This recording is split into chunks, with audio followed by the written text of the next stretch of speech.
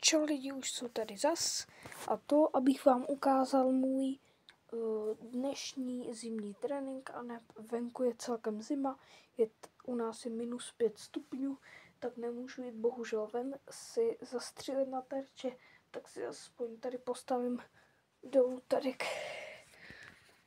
tady dolů terč, ať aspoň něco. A pokusím se svým akáčkem, sice rozbitým, ale i tak funkčním, si zastřílet.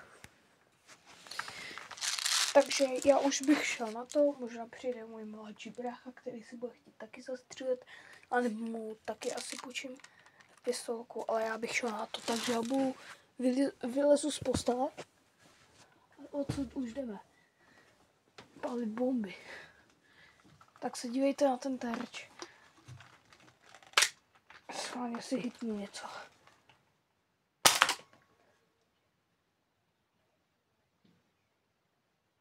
Dobré, tak asi tak pomalu, ale jistě si přešlápnu. Já musím dávat bacha, máme křečka.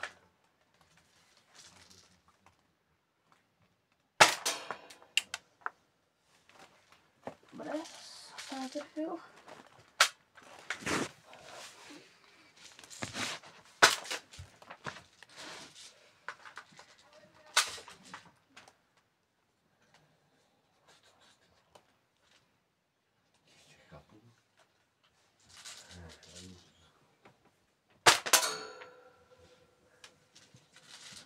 Oblecela ty ponožky. Nemluv, pozor. Ty jo.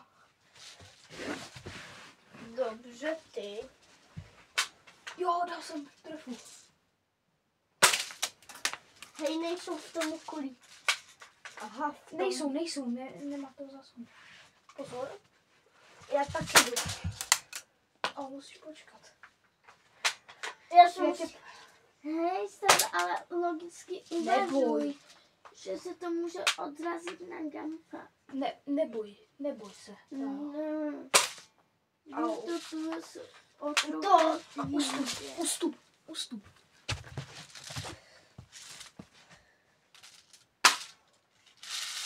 Došlo náboje. Jo! Takže lidi, tak trochu nám došly náboje. Jako mám tam, ale jak vidíte tu řadu toto a já mám manuální celkově. Já jdu střílet teďka, Ne. Já pak udělám video, kde jej naučím střílet. Lidi, těšíte se? To bude super, ale vyjde ještě dneska, takže buďte all ready. Takže jdeme se... Já jdu jenom zkusit, jestli tam nejsou naboje. No. Dívejte se, co jsme střelili. 4 střely pěkné. Takže první střela, nebo nevím, která je kolika ta střela, ale dívejte se. Takže tady. Taky to úplně není nejslabší, to akačko. Já jsem s ní spokojený. Čiže, ale to je právě ten trénink doma, kde nemáš místo. Já venku totiž běhám takřka po celém lese a běhám na území o rozloze zhruba 2 km čtvereční, jo. To není málo. A ještě mezi budovama. A ještě jsem neměl L96 venku a těším se, až bude léto, protože mám kamoše a chodí na airsoftové tabory, kroužky, všecko.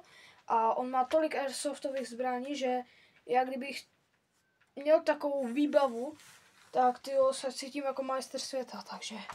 Můžu si tam dát jednu kuličku? Tak já se s váma učím, udělám pak ještě jedno video, které vyšlo zároveň s tímto.